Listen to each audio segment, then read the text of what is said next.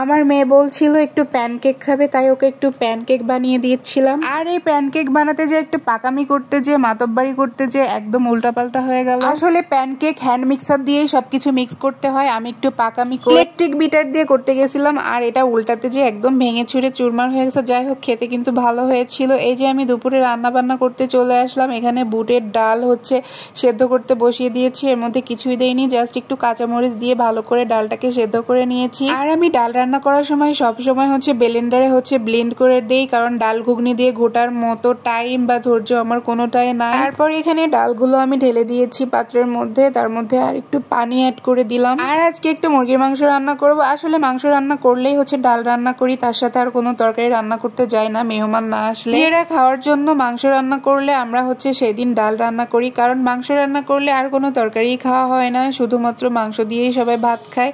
আর ছেলেমেয়েরা তো শুধু মাংসই পছন্দ করে, আর কোনো কিছুই ধরে না। ডাল রান্না শেষে আমি এখানে কড়াইয়ের মধ্যে তেল দিয়ে দিয়েছি, তার মধ্যে পেঁয়াজ, রসুন, আদা বাটা, জিরা বাটা, গরম মশলা বাটা সবকিছু দিয়ে ভালো করে আমি ভেজে নিব। তো প্রথমে পেঁয়াজ রসুনটা একটু ভেজে নিয়েছি, তারপর বাটা মশলা অ্যাড করে নিয়েছি। আসলে মাংস রান্নার রেসিপি দেওয়ার কিছু না, আসলে অনেকবারই দিয়েছি। মাংস যখনই রান্না করি তখনই দেওয়া হয়। আর যে কোনো রান্না দেখবেন এক একজন এক এক ভাবে করে। আসলে রান্না একটা শিল্প, যার যেভাবে যখন ইচ্ছা মন চায় সেভাবেই করে। আমি তো সেভাবেই করি। আমি কখনো ধরা বাঁধা নিয়মে রান্না করি না। আমার যখন যেভাবে মন চায় আমি ঠিক সেভাবেই করার চেষ্টা করি। আমি তো কোনো প্রতিযোগিতাতে নামিনি যে আমার এভাবে রান্না করতেই হবে। আসলে যখন যেটা ভালো লাগে, যখন যেরকম টাইম পাই তখন সেভাবেই রান্না করি। আর এই মুরগিটা ছিল শক্ত মুরগি, মানে এটাকে সোনালী মুরগি বলা হয়। আমরা তো সোনালী মুরগি বলি, তোমরা কি বলো সেটা জানি না। যাই হোক, মশলার সাথে মাংসটাকে একটু কষিয়ে তার মধ্যে আমি চুই ঝাল দিয়ে দিয়েছি।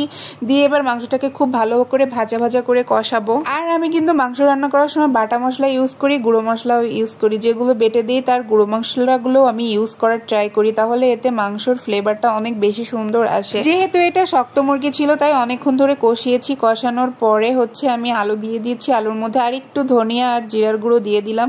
এবার এটাকে আরো কিছুক্ষণ কষানোর পর এর মধ্যে আমি পানি দিয়ে দিব। আসলে যে কোনো মাংস যত কষাবেন ততই কিন্তু ভালো লাগে। আসলে মাংস বলতেই কষানো, যত কষানো হয় ততই টেস্ট হয়।